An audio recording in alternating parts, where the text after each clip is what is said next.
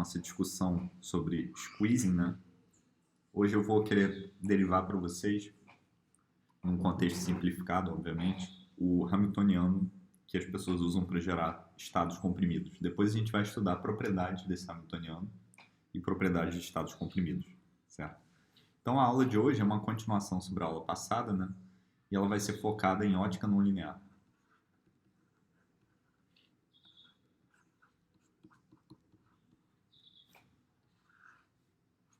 Ok? Então, como a gente já viu na aula passada, a gente tem materiais dielétricos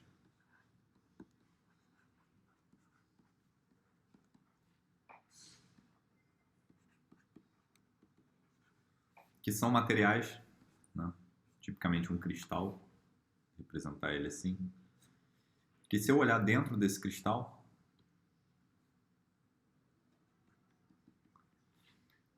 eu tenho cargas elétricas que estão presas, mas essas cargas elétricas elas não podem fluir, né? Elas somam para zero, mas elas não podem. Isso não é um material condutor, ele não conduz cargas elétricas, mas na presença de um campo elétrico, essas cargas elétricas elas podem se deslocar da posição de equilíbrio delas. E o que a gente teria seria um potencial harmônico desse tipo aqui. Mas se o campo elétrico for forte o suficiente, esses deslocamentos começam a sentir desvios desse potencial harmônico que o próprio elétron que está nesse material sente. E isso induz uma polarização do meio. Essa polarização, né, ela é um vetor, né? Vetor de polarização P. Isso vem lá de eletromagnetismo e as componentes desse vetor de polarização P podem ser decompostas em uma parte que é linear com o campo elétrico aplicado, com a componente do campo elétrico, mais partes que são não lineares. Então, o primeiro termo não linear importante é esse chamado termo Q2, isso é uma espécie de constante de acoplamento. E esse Q2 ele é um tensor de acoplamento, né? Então ele acopla componentes do campo elétrico, mais ordem superior.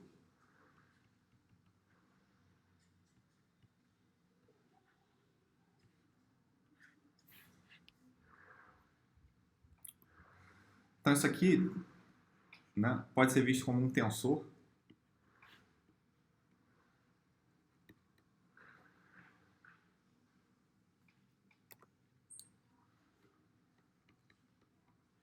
E cada material vai ter um tensor diferente. Isso está associado, por exemplo, se for um cristal dielétrico, né, está associado, isso está associado às simetrias do cristal, aos ângulos de corte do cristal, né, ao tipo de átomos que tem no cristal. Então tem uma parte bem técnica aqui. Okay. Outra coisa que eu devo adicionar, que eu vou mencionar só, mas eu não vou discutir muito, é que para Q2 ser diferente de zero, o material ele não pode ser centrosimétrico.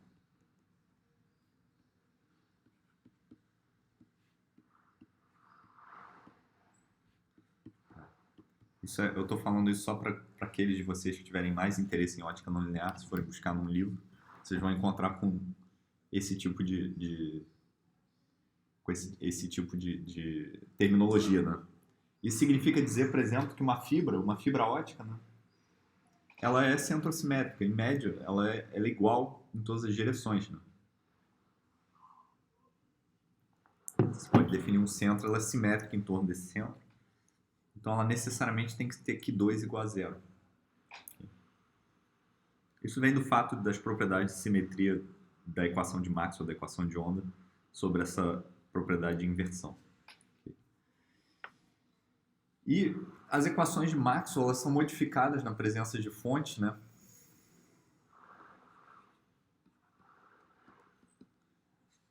E a gente consegue derivar essa equação da onda, que diz que é a derivada segunda do campo elétrico em relação ao eixo Z menos a derivada segunda do campo elétrico em relação ao tempo.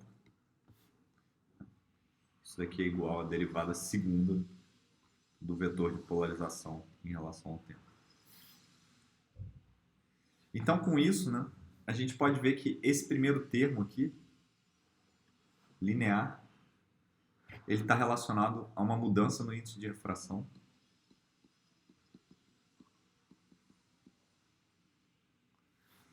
Enquanto que esse termo não linear aqui pode ser visto como interações fóton-fóton.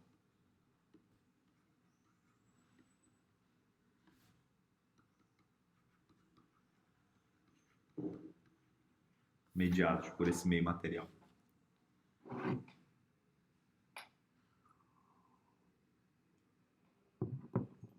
Então vamos olhar para um baby problem, né? Um problema simplificado.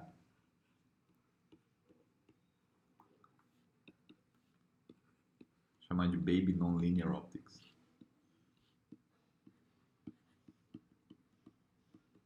Então, para vocês entenderem do que se trata isso, eu quero extirpar toda essa dificuldade associada ao fato de que isso aqui é um tensor, de que ele tem eixos, de que ele tem componentes diferentes para cada eixo, né? Nada disso é essencial para a nossa discussão. Tá? Para entender como é que funciona a ótica não linear e como é que a gente pode usar ela para derivar um hamiltoniano de squeezing, a gente vai simplificar esse problema ao máximo e tentar deixar só o essencial para ver as propriedades da hamiltoniana que a gente pode obter. Okay?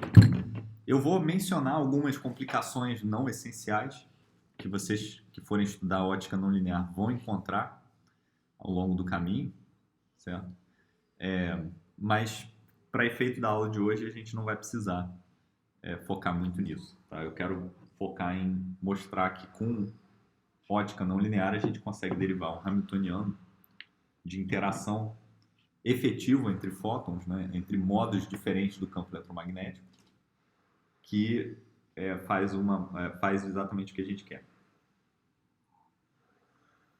Então, eu vou simplificar aquele vetor de polarização. Bom, primeiro que a gente vai olhar para tudo em uma dimensão só, tem um problema 1D, e o vetor de polarização ele vai ser expresso como sendo um número psi1 vezes o campo elétrico, okay? Esse campo elétrico ao longo da direção z, né? Ou melhor dizendo, deixa eu definir os eixos. Eu vou ter aqui a direção x, eu vou ter a direção y e eu vou ter uma direção z. Okay? A direção z é a direção de propagação, okay? De uma onda. E a direção x vai ser a direção do campo elétrico. Então, o campo elétrico vai ser algo do tipo o campo elétrico E vezes a direção x. Então, a gente vai lidar com o campo elétrico que oscila só nessa direção x aqui e propaga transverso na direção z. Tá? Então, tirando todas as complicações de polarização, dos eixos do tensor xi2 e por aí vai. A gente vai ter um termo que vai ser o xi2, proporcional a componente do campo elétrico ao quadrado, mais termos de ordem superior, por exemplo, um xi3, campo elétrico ao cubo e por aí vai. Esse termo aqui a gente vai desprezar.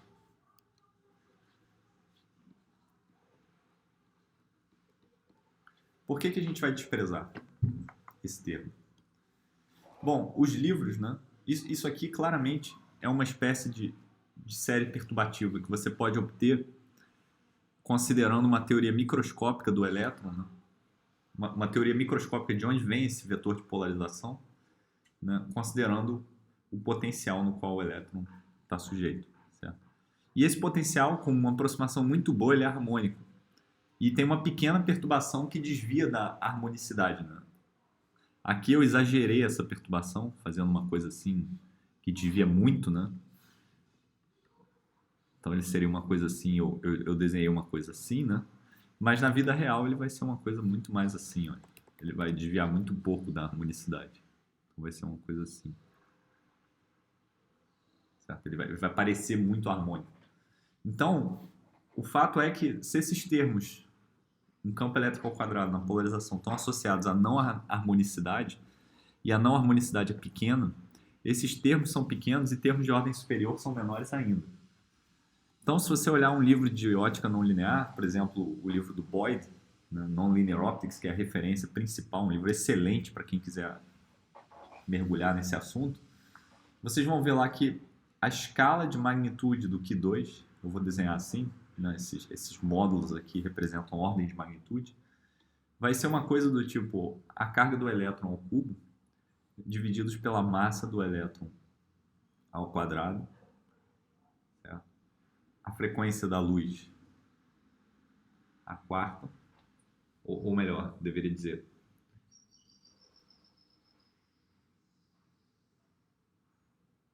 a frequência do potencial, né? Isso aqui não é a frequência isso é a frequência do potencial harmônico, né? Vezes o espaçamento a quarta, né? Se você imaginar que esses elétrons estão dispostos num látice, né? E esse látice tem um espaçamento de d unidades, okay? Você tem esse número aqui, que é um número muito pequeno, né? Se você plugar esses números aqui para os valores típicos de carga do elétron, massa do elétron, né, potencial e como é que se diz? E o lattice spacing, né? Isso vai ser um número muito pequeno. Okay? Reparem o seguinte, né, que aqui as dimensões, né, a dimensão de P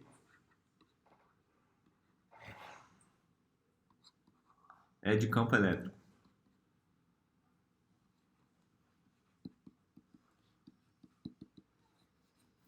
Então, a dimensão de P igual à dimensão do campo elétrico, que é volts por metro no SI, né, no sistema internacional. Agora, se eu tenho C2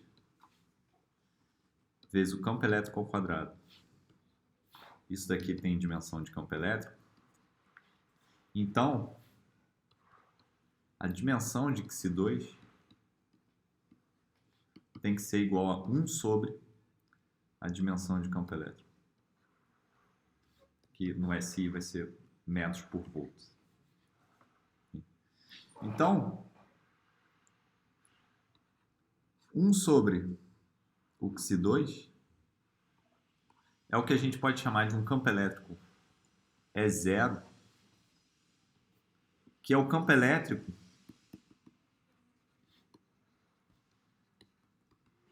a partir do qual efeitos não lineares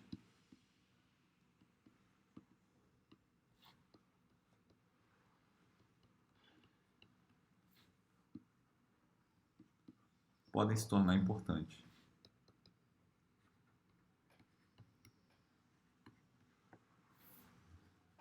Okay. Então eu separei aqui algumas ordens de magnitude para vocês.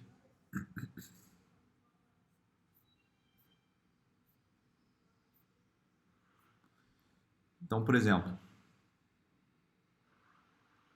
aqui dá para ver nessa tabela. Lembra que eu falei para vocês que o vácuo da eletrodinâmica quântica ele é não linear? Olha só a não linearidade dele, é 10 a menos 18. Então, o E0 para a eletrodinâmica quântica, se eu quiser polarizar o vácuo, é da ordem de 10 a 18 volts por metro.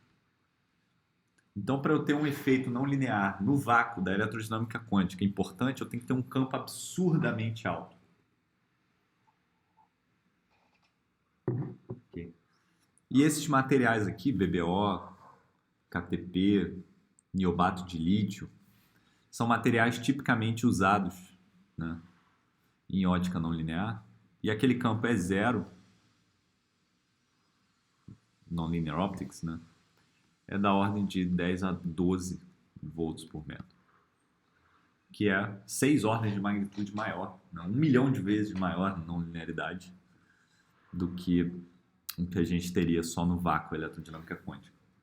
Tem materiais tipo grafeno que as pessoas propõem, né, que em certas circunstâncias esses materiais podem exibir uma não linearidade muito grande. Okay? Mas a gente vai bom, a gente vai ver que em todos esses casos ela é pequena. Okay? Então tem uma engenharia de materiais aí complexa, né? De que esses materiais não lineares, eles são tem uma não linearidade tipicamente muito pequena. Okay? Então o problema em ciências de materiais seria fazer engenharia sobre esses materiais para que eles exibam uma não linearidade ótica grande, né? Muito grande. Isso é um problema sério, né? Que se fosse resolvido teria infinitas aplicações em ótica quântica, em telecomunicações, em computação fotônica, em fotônica em geral. Então esse é um grande problema do mundo da ótica não linear, encontrar um material cuja não linearidade seja grande. Bom, voltando então, então esse 1 sobre esse 2 é tipicamente da ordem de 10 a menos 11 volts por metro. Então vou deixar vocês procurarem a ordem de magnitude de campos elétricos. Certo? Então você pode estimar, né? A gente poderia estimar então um exercício, né?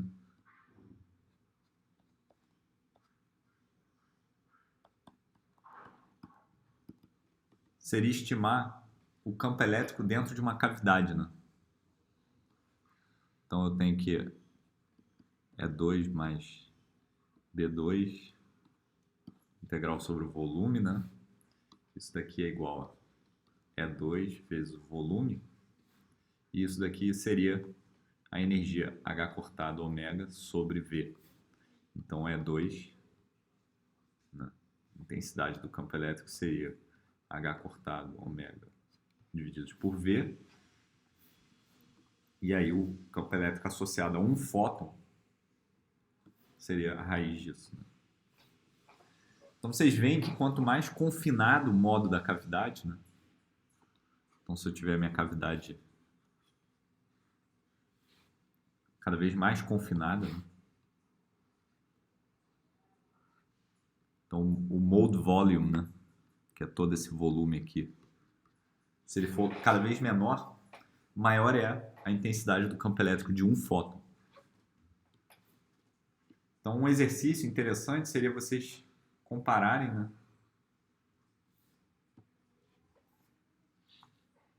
O quanto que isso daqui pode chegar, né?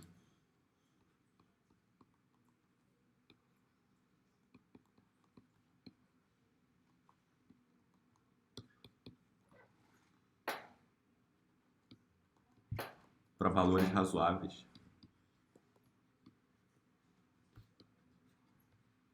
de V. Né? E aí vocês veriam, né, se eu colocar um material não linear dentro dessa cavidade, então está aqui meu cristal não linear, né? Quão importante seria o fenômeno não linear na escala de fótons únicos. Vocês vão ver que é irrisório. No final da aula de hoje, vocês vão poder estimar a probabilidade, né, de eu ter 2 fótons aqui dentro dessa cavidade e de eu conseguir converter esses 2 fótons para um fóton com a soma da frequência deles. Então, essa é uma coisa que vocês deveriam poder estimar. Então, brinquem com esses números, tenta estimar ordens de magnitude. Vocês vão aprender muito fazendo isso. Okay. Então, voltando para o nosso baby problem, né, em ótica não linear, a gente vai trabalhar com a polarização assim. Okay. Então, de novo, esse cara daqui está relacionado com o índice de refração.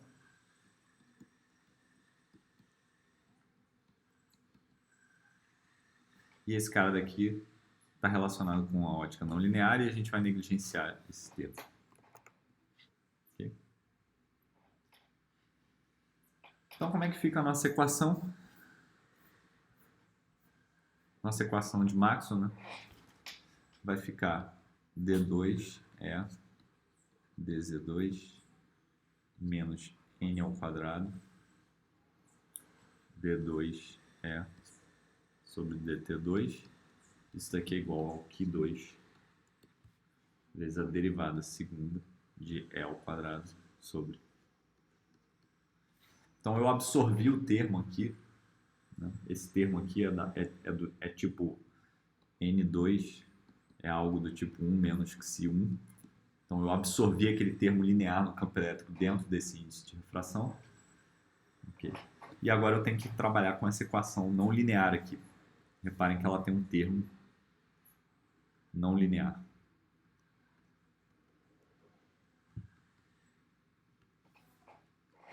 Na minha equação de onda. Então vamos embora, vamos considerar uma expansão de modos.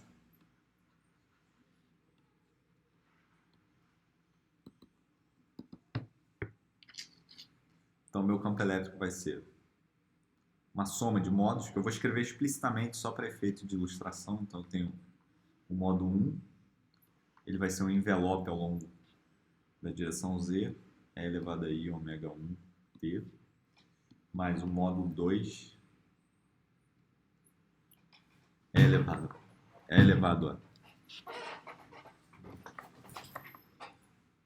a I ômega 2 T. Okay. A gente está lidando com campo elétrico, uma quantidade real por enquanto, mecânica clássica, mais o complexo conjugado, mais outros modos, né? Poderia ter aqui E3, Z,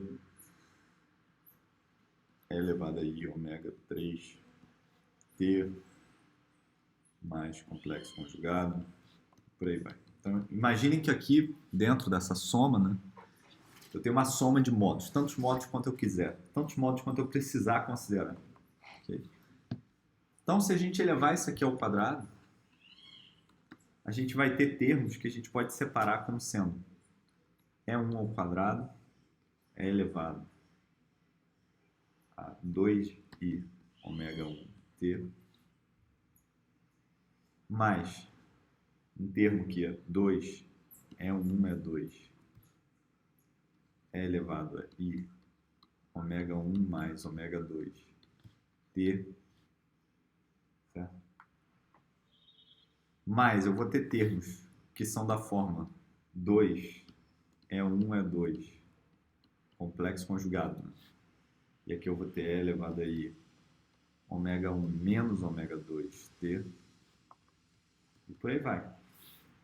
Então imaginem que quando eu elevar essa expansão em modos ao quadrado, eu vou ter tantos termos aqui quanto combinações de termos que eu posso ter, né? Eu escrevi alguns aqui, né? Esses pontinhos aqui representam o restante desses termos, mas repara que aqui aparece um termo que tem a frequência 2 ômega 1. Aqui aparece um termo que tem a frequência ômega 1 mais ômega 2. E aqui aparece um termo que tem a frequência ômega 1 menos ômega 2. E por aí vai. Se eu tivesse uma não linearidade ao cubo, aqui, apareceria um termo que teria frequência 3 ômega 1. Teria um termo que seria ômega 1 mais ômega 2 mais ômega 3. E por aí vai. Né? Como a gente está considerando só não linearidades de segunda ordem, não de terceira ordem, a gente não vai falar sobre essas não linearidades, sobre esses chamados terceiro harmônicos. Né? A gente vai falar só sobre o segundo harmônico. Então, isso aqui é um termo que é o chamado termo de segundo harmônico.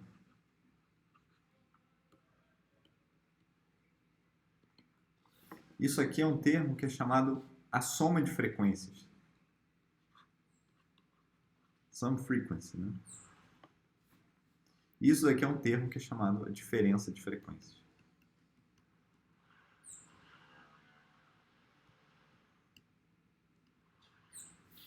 Isso é abreviado SHG, Second Harmonic Generation, SFG, Sum Frequency Generation, e DFG, Difference Frequency Generation. E aí vocês podem reparar que todos esses termos alimentam a equação de Maxwell não linear, porque eles todos vão aparecer na derivada temporal aqui, em relação à derivada temporal segundo desse A ao quadrado. Então a dinâmica dos nossos modos, a gente vai derivar agora várias equações, né? A gente vai derivar uma equação, mas ela representa várias, né? para cada modo do campo eletromagnético dentro desse meio material. Okay? Então, o que a gente pode fazer, né, é que reparem que aqui, nessa expansão de modo, né, eu vou ter uma frequência ômega 3 que é igual à frequência de soma ômega 1 mais ômega 2. Tá? Eu vou ter todas as frequências de soma, porque quando eu pego o campo elétrico e faço uma expansão em modos de Fourier, eu tenho que somar sobre todos os modos possíveis. Então, dentro dessa soma daqui, eu necessariamente vou ter algum termo cuja frequência é igual a ômega 1 mais ômega 2. E aí, quando a gente alimentar isso na equação de onda, essa equação de onda aqui, ela vai ser uma soma sobre modos, né? Onde termos que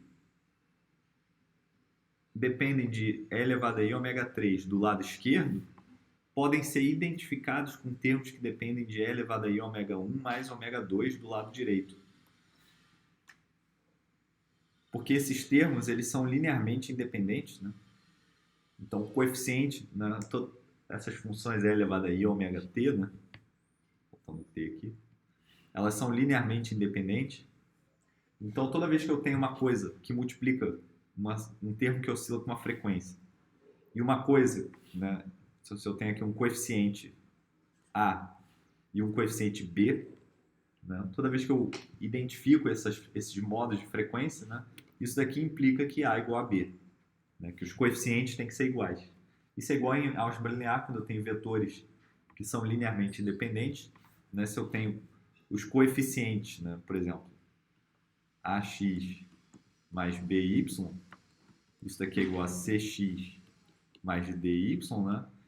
Isso daqui necessariamente implica, né, que A igual a C e que B igual a D. Então, esses termos, né, que têm a mesma frequência, são vetores ao longo da mesma direção, num certo espaço de Hilbert, né? Então, os coeficientes deles têm que ser identificados. Então, quando eu expandir isso daqui em modos, colocar os campos elétricos aqui, eu vou encontrar infinitas equações de onda, uma para cada modo do campo eletromagnético. Então, eu posso escrever uma equação que é assim, olha.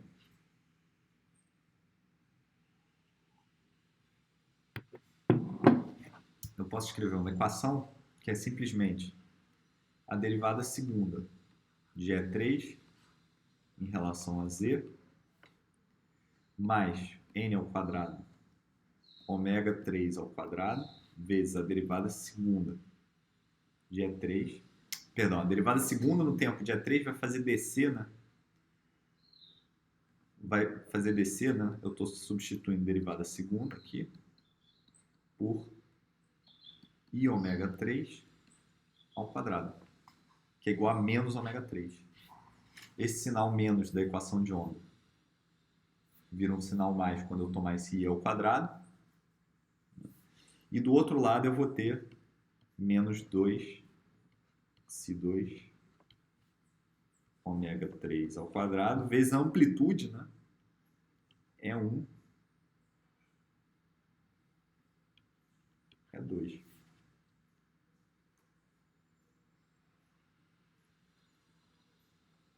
Onde eu estou assumindo ômega 3 é igual a ômega 1 mais ômega 2. Então a gente expandiu em modos, né, de Fourier no tempo e a gente obteve essa equação aqui. Agora vamos expandir em modos de Fourier no espaço. Então eu vou falar que o campo elétrico é índice J, onde J agora pode variar de 1, 2 e 3. De Z, né? Ele vai ser um envelope AJ vezes E elevado a I KJ. Claro que a gente satisfaz a relação de dispersão, K ao quadrado vai ser igual a N ao quadrado, ômega ao quadrado. Então, alimentando isso, né, para esses três modos, E3, E1 e E2 aqui dentro, a gente chega a uma nova equação, que é a equação T2A3 DZ2 mais 2iK3 DA3 sobre DZ. Isso vem da derivada segunda, né? Porque tem um produto de funções que depende de Z aqui, vai ter um termo que vai ter um i necessariamente. E isso tem que ser igual a menos 2C2 ômega 3 ao quadrado A1, A2 é elevado a i delta Z, onde delta Z, perdão, não vou chamar de delta Z, vou chamar de delta, onde delta vai ser igual a K1 mais K2 menos K3. Claro que tem exponenciais em todo lado que sobram e eu estou juntando todas essas exponenciais aqui dentro.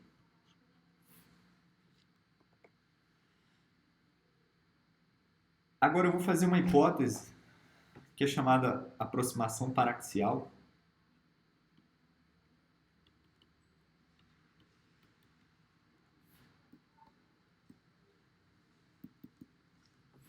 Que diz o seguinte: o feixe dentro do cristal não linear ele está muito pouco focalizado. Se ele está muito pouco focalizado, esse envelope aqui ele é muito menor do que esse segundo termo. A aceleração, né, nesse envelope, né, ela é muito menor do que a derivada primeira. Então eu vou desprezar esse termo aqui nessa aproximação paraxial. O nome disso é aproximação paraxial. Certo? Esse envelope, né, ele é uma função de z, claro, ele diz o quanto que o feixe está focalizado. Né? Então se o feixe tivesse um raio de curvatura muito grande, assim, focalizado muito, né, essa derivada segunda do envelope seria não negligenciável. Mas a gente vai assumir que ela é. Que esse envelope está praticamente colimado, digamos assim. Okay? Então, nessa aproximação paraxial, a equação vira isso daqui, ó. dA3 divididos por dz, isso tem que ser igual a I C2 ômega 3 ao quadrado divididos por K3 A1 A2 é elevado a I delta. Claro que tudo isso vocês têm que fazer a conta. Né? Eu tô pulando alguns passos de conta aqui, que são basicamente tomar derivadas. Tá? Agora vamos quantizar. Lembra que a gente falou que esses carinhos aqui na teoria quântica iam virar operadores de criação e aniquilação? Se ele for A, ele vira um operador de criação. Se ele for A estrela, ele vira um operador de aniquilação. Então, isso é tomar quantização. Né? O envelope do campo, né? o modo normal que multiplica as frequências de Fourier na expansão de modos se tornam operadores de criação e aniquilação. Então vamos associar esse A e A estrela. Vamos quantizar a nossa teoria. De novo, isso é uma teoria, não existe procedimento formal para quantização, mas vocês já devem estar acostumados com isso, né? Então A na teoria quântica vai virar ômega sobre V raiz A d'H. Tá? Eu estou assumindo H cortado igual, senão teria um H cortado aqui dentro. Teria um epsilon zero aqui também, tá? Mas eu vou trabalhar em unidades. Não vai importar muito para a gente, vou trabalhar em unidades naturais porque é mais simples. E o A estrela, ele vai ser associado a ômega sobre V vezes A. Então essa equação aqui, quando eu quantizar, meu raio quantizador aqui, passei o raio quantizador,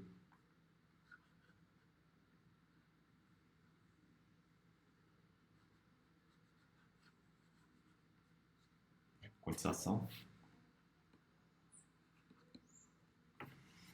essa equação ela vai virar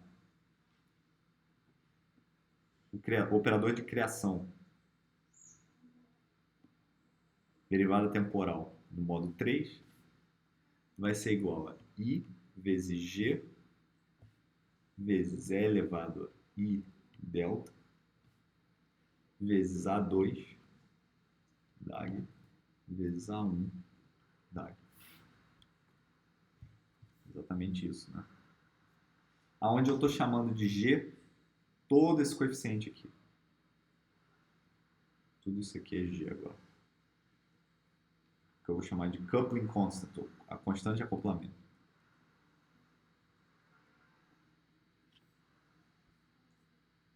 Então essa equação vira esse carinha aqui. Isso aqui é uma equação de Heisenberg para esses operadores.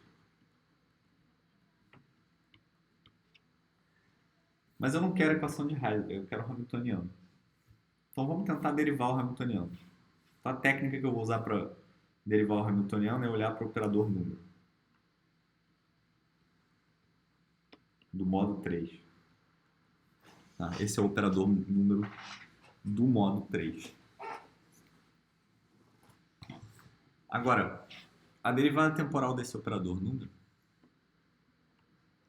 vai ser igual a 1 sobre I vezes o comutador de N3 com H. Isso é uma equação de Heisenberg. De novo.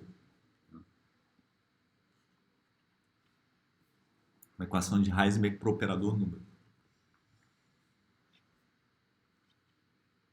Mas a gente também sabe que o operador número, N3 ponto, vai ser igual a A3 DAG ponto A mais A3 DAG A3 ponto. Faltou 3. Estou aplicando a regra de Leibniz, né, da derivada do produto. E agora eu posso usar a nossa equação, vou chamar essa equação aqui de equação estrela, porque ela diz exatamente como é que o A3 varia no tempo em relação ao A2 e o A1. Então, vou usar a estrela aqui e aqui. Aqui eu posso usar a equação estrela complexo conjugado, né? O Dagger dela. E aqui eu posso usar a equação estrela. Então isso aqui vai ser I vezes G, que multiplica E elevado a I delta, A1 Dagger, A2 Dagger vezes A3, mais E elevado a menos I delta, A1, A2,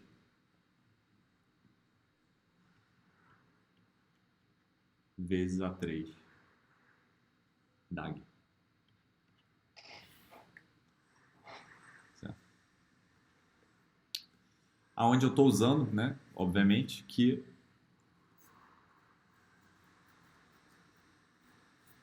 operadores de criação e aniquilação em modos diferentes comutam. Tem essa propriedade, né, de que AI, AJ, né, AI Dagger AJ, isso daqui é igual a delta IJ. A gente derivou isso, a gente usou isso lá atrás. Okay.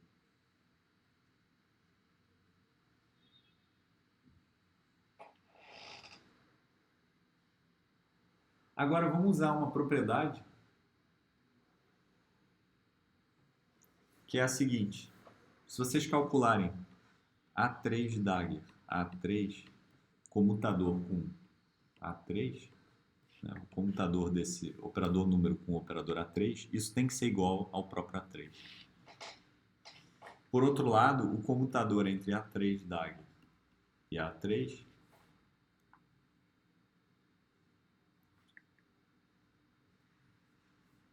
A3 DAG. A3, né? O computador entre o operador número. E o operador A3 dagger, isso é igual a menos A3 dagger. Então eu posso usar isso aqui, substituir A3 pelo comutador entre o operador número e o operador A3 e substituir,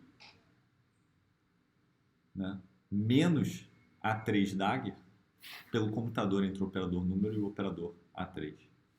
Tem um pequeno typo aqui, isso aqui é menos. Tá? Esse menos ele vem do complexo conjugado desse I aqui, quando eu tomo o complexo conjugado dessa equação. Então isso daqui vai ficar como I vezes G, que multiplica E elevado a I delta, vezes A1, A2, dagger, vezes o comutador de A3, dagger, A3 com A3, mais E elevado a menos I delta, A1, A2, A3, dagger, A3, A3, dagger. Que por sua vez é igual ao 1 sobre I vezes o comutador de N3 com H. Daqui a gente pode facilmente ler o H, porque agora a gente tem, olha, o comutador entre o N3 e coisas que envolvem A3 e A3 dagger, mas coisas que do ponto de vista do espaço de Hilbert 3 são números clássicos, né? São C-numbers, são números complexos, né? Porque eles comutam. Então eu posso ler, né, dessa expressão o valor do Hamiltoniano. O Hamiltoniano vai ser menos G vezes E elevado a I delta, certo? Desculpa, era delta Z, né? Claro. Tem que botar delta Z. Em outras palavras, tem uma pequena... Eu poderia chamar, em vez de chamar de delta Z, eu poderia chamar isso aqui de Z. Okay? Então deixa eu apagar de novo isso aqui. Era delta, faltou 1.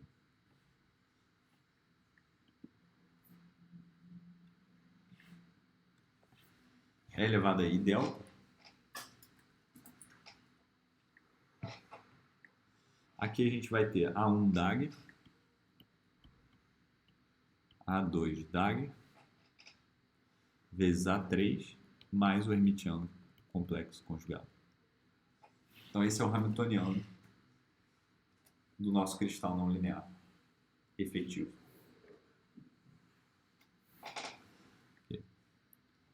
Onde delta é igual a K1 mais K2 menos K3 vezes Z. Então, por inspeção, a gente chega nesse Hamiltoniano, certo? Agora, reparem o que esse Hamiltoniano está fazendo. Olha que interessante. Ele pega um fóton no modo 3 e ele aniquila esse fóton, né? E ele cria um fóton no modo 1 e um fóton no modo 2. Então, eu posso enxergar isso como sendo dessa forma aqui, ó.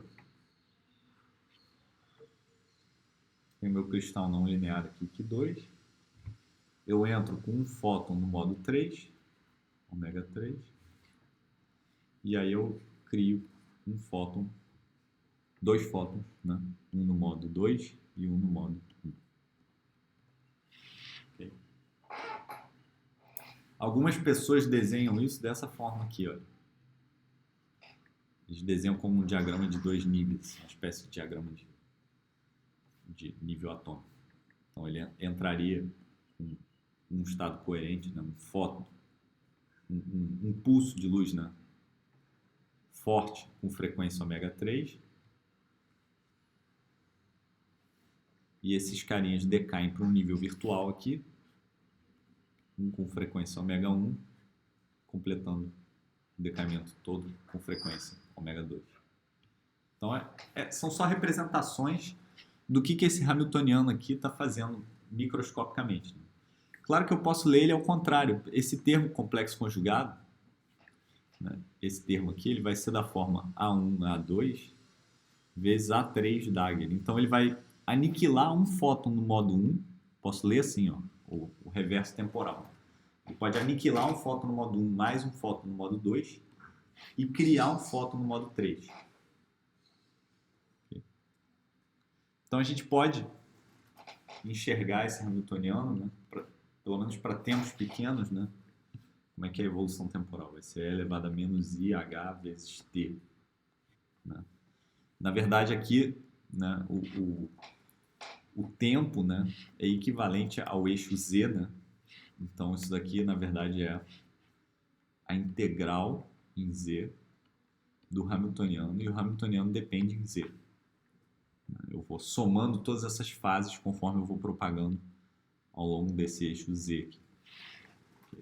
Então, para tempos pequenos, né, se eu quiser pensar num cristal muito pequenininho, né, só com um Zzinho, Z0, né, a hamiltoniana vai ser, a evolução, né, vai ser E elevado a menos I H de Z0 vezes Z0. Okay. E isso daqui pode ser expresso, né? Se tudo isso for pequeno, isso daqui é 1 menos I H de Z0 vezes Z0. Então eu posso enxergar o hamiltoniano, né, como uma amplitude de probabilidadezinha de aniquilar um fóton no modo 3 e criar um fóton no modo 2 e um fóton no modo 1. Okay.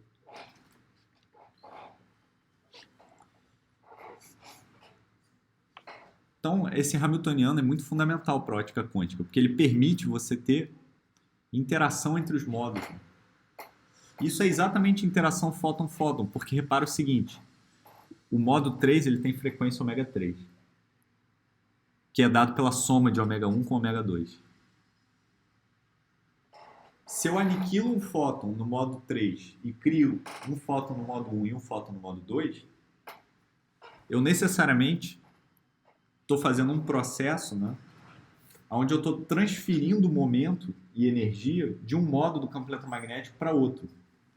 Então, isso é, de fato, interação entre modos do campo eletromagnético. Né? Os osciladores harmônicos, que antes eram independentes, agora eles falam entre si, de acordo com essa hamiltoniana aqui.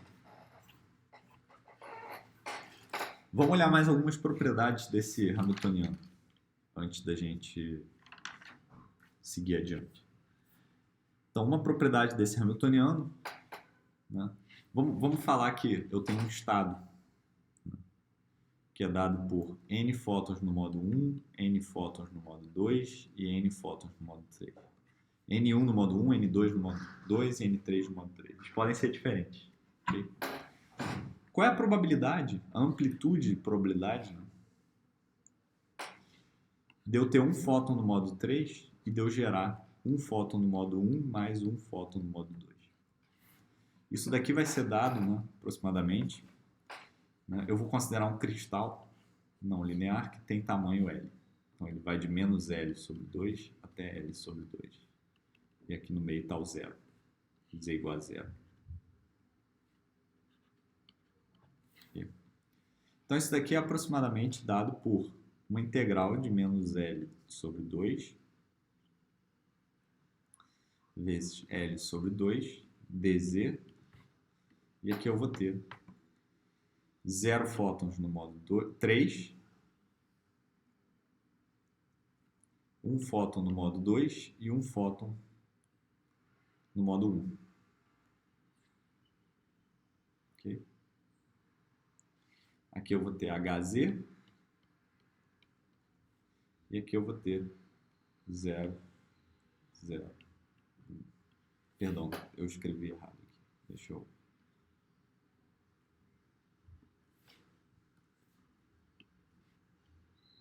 Assim, agora está certo. Okay. Isso daqui, né, é uma continha fácil de fazer quando a gente tem um hamiltoniano nas mãos. Né? A gente vê que ele vai aniquilar um fóton no modo 3 e vai criar dois fótons no módulo. Um fóton no módulo 1 e um fóton no módulo 2, né? Então, esse termo aqui, ó, A1, A2, Dagger, Dagger, A3, quando ele atuar em 0, 0, 1, isso daqui vai dar exatamente 1, 1, 0, que é o estado que a gente tem aqui. Então, o único termo relevante para a gente é aquele primeiro termo do Hamiltoniano. Então, isso daqui vai virar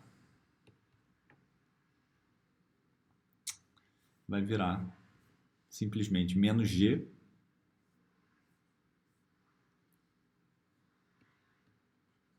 vezes a integral de menos L sobre 2 até L sobre 2 em dz de E elevado aí, delta, que é igual a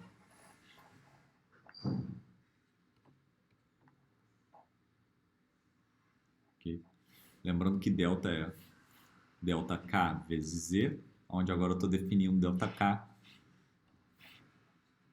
é a diferença de momento como sendo K1 mais K2 menos K3. Okay?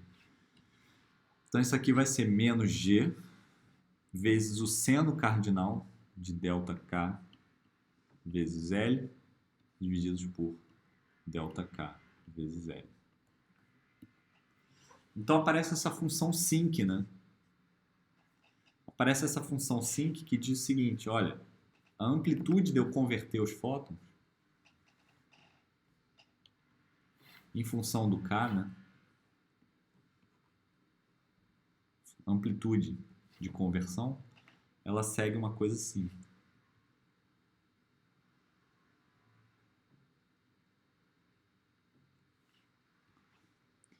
Onde essa abertura aqui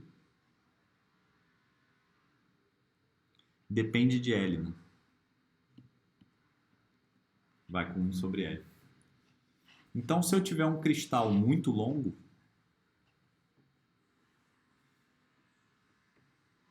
L indo para infinito, a amplitude vai para uma delta de K1 mais K2 menos K3. Quem já estudou teoria quântica de campos sabe que isso é uma condição de conservação de momento, né? Quando tem um processo em teoria quântica de campos, por exemplo, quando eu tenho uma interação, né, entre um par elétron-pósitron, por exemplo, deixa eu mostrar para vocês aqui.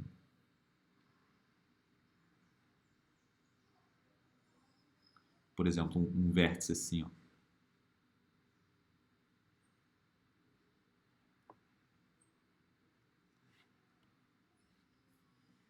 Eu vou ter K1, K2, K3 e K4. Né? A amplitude desse diagrama de Feynman ela é proporcional a uma delta de K1 mais K2 menos K3 menos K4.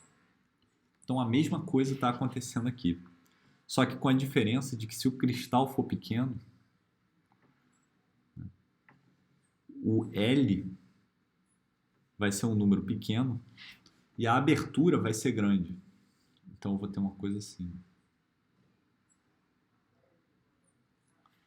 Então essa abertura aqui é o que o pessoal chama de banda de aceite, ou acceptance bandwidth.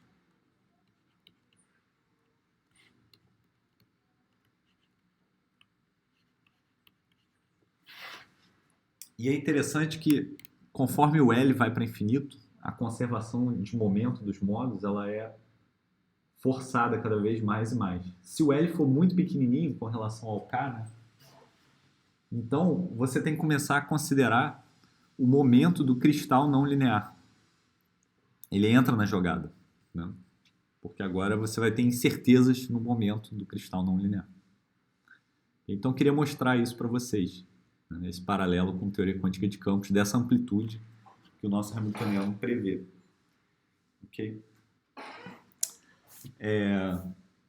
Bom, um outro comentário final, né, é como é que a gente faz isso no laboratório. Indo rumo ao final da aula agora. Então eu mostrei para vocês, né, que o Qi2 vai ser uma coisa muito pequena, da ordem de 10 a menos 11 ou 10 a menos 12 metros por volt. E o G, ele é diretamente proporcional ao Q2. Constante de acoplamento no nosso hamiltoniano, ela é diretamente proporcional àquele Q2 lá. Ok?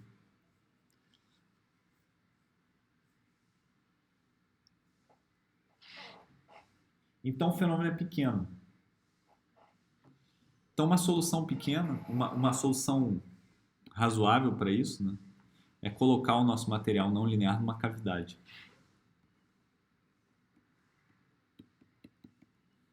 Então esse é o enhancement devido à cavidade.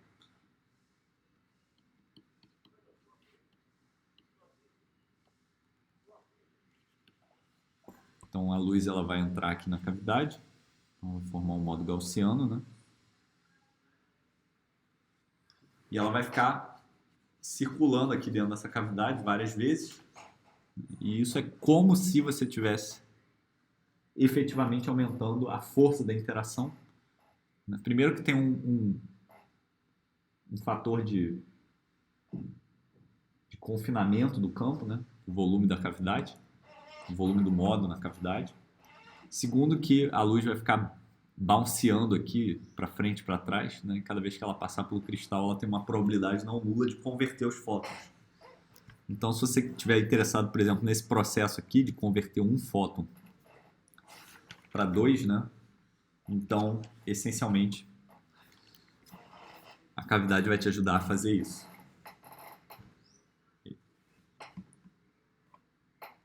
Tem também um chamado efeito Purcell,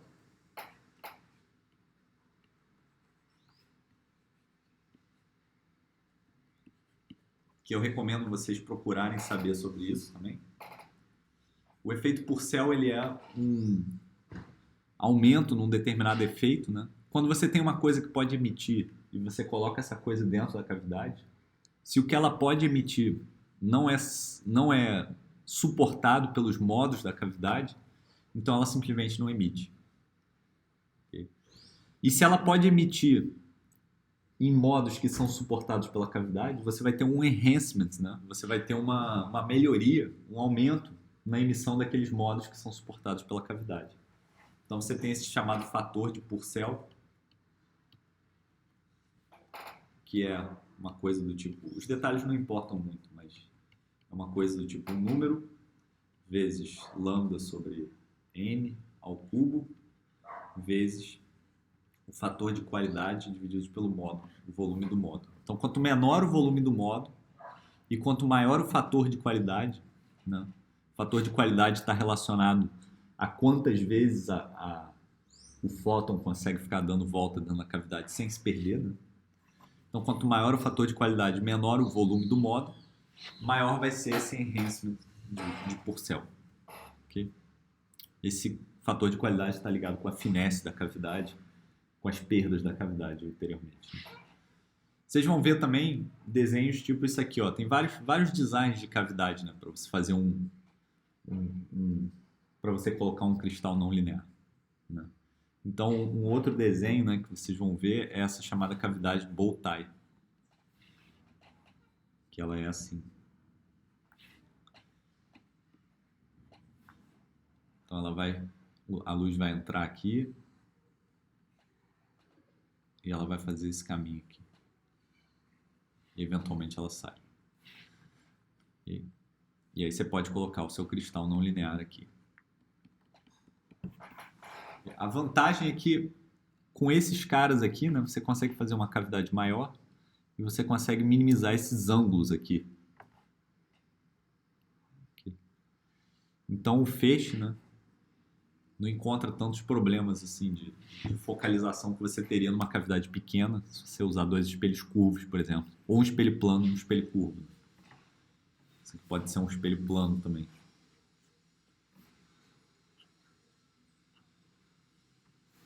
Então a gente teria uma coisa assim. Ok. Então isso é o design básico do que o pessoal chama de OPO, Optical Parametric Oscillator. Porque agora, voltando lá à discussão de squeezing clássico, né? No nosso Hamiltoniano, né? Esses modos aqui, A1 e A2, estão sujeitos à oscilação desse modo aqui em ômega 3, com frequência ômega 3. Então, é como se eu tivesse, né, microscopicamente, né, o que está acontecendo? O que está acontecendo é que eu estou injetando luz a uma determinada frequência no meu cristal e o meu elétron, né, lá dentro ele pode oscilar o dobro daquela frequência. Né? Ou se eu injetar luz com duas frequências ômega 1 e ômega 2, o elétron vai ter uma componente de Fourier que vai oscilar com a frequência ômega 1 mais ômega 2. Então, eu estou alterando, né? Eu estou modulando, eu estou drivando, estou fazendo um drive não linear desse modo ômega 3 quando eu coloco esses lasers ômega 1 e ômega 2. Então, esse é o princípio do OPO, que a gente vai ver depois na aula que vem, né? De um ponto de vista mais abstrato, como é que esses OPOs geram squeezing. Okay? Então, o próximo tópico vai ser squeezing. Certo? Então, antes de fechar, eu queria só mostrar alguns materiais que eu separei aqui o desenho para vocês, que são materiais não lineares. Então, por exemplo, esse aqui é o KTP. O KTP é potássio, titânio, oxigênio, fósforo e O4. Então, esse é um látice cristalino, tá vendo? E aí ele tem essa forma aqui. Então, vocês imaginem, a luz entra aqui, ela chacoalha os elétrons nesse negócio. Né? E isso tem uma não linearidade importante. Né? É muito usado para fazer OPO. Outro cristal não linear é esse aqui, ó. Niobato de lítio, LiNbO3. Então ele tem essa rede cristalina aqui. Triborato de lítio. Esse aqui é o LiB3O5. São materiais com não linearidade importantes, que são muito usados. Eu queria mostrar para vocês, né, a estrutura. Né? Outro é o BBO. Certo? Bário borato, alguma coisa assim, não me lembro o nome agora. Okay. E você pode ter não linearidade de ordem superior também em gases. Então, por exemplo, esse paper aqui é um paper que eu separei recentemente do grupo do Gerald Gabrielsi, que é um físico experimental. Antes estava em Harvard, agora ele está na Northwestern University, mas o importante é que ele tem experimentos no CERN, ele faz espectroscopia do antihidrogênio. É um cara que a gente segue, eu sigo ele, a pesquisa dele bem de perto, na verdade. E ele fez uma fonte de luz, Lyman alpha, né, que é essa linha de absorção do hidrogênio, né, por simetrias do modelo padrão, também é a linha de absorção do antihidrogênio. E essa linha Lyman alpha é muito difícil de ter um laser, né, nesse comprimento de onda. Então ele usa vários lasers e processos não lineares para chegar na frequência necessária para ter um laser ultra fino nessa transição Lyman alpha, que é a 121,6 nanômetros. Aqui, ó, a transição 1s2p, né, chamada linha Lyman alpha do átomo de hidrogênio, também do antihidrogênio por simetria, tem 121,6 nanômetros. É dificílimo você ter um laser nessa frequência. Então, o que você pode fazer é começar com lasers em frequências bem estabelecidas. Você pode ter lasers de estado sólido, cavidade externa, enfim, N formas de obter essa luz. E aí você vai convertendo essa luz usando processos não lineares até você chegar no que você quer. Entendeu? Então, aqui ele fez esse artigo, onde ele produz uma fonte de largura de linha bem fina nesse comprimento de onda de 121 nanômetros. Né? Então tá aqui o setup dele, é um pouco complicado, né? Ele começa com... Olha como é que isso daqui é uma forma de você ver como é que processos não lineares são um pouco eficientes. Ele começa com um laser a 729 nanômetros, que tem 4 watts de potência. Okay.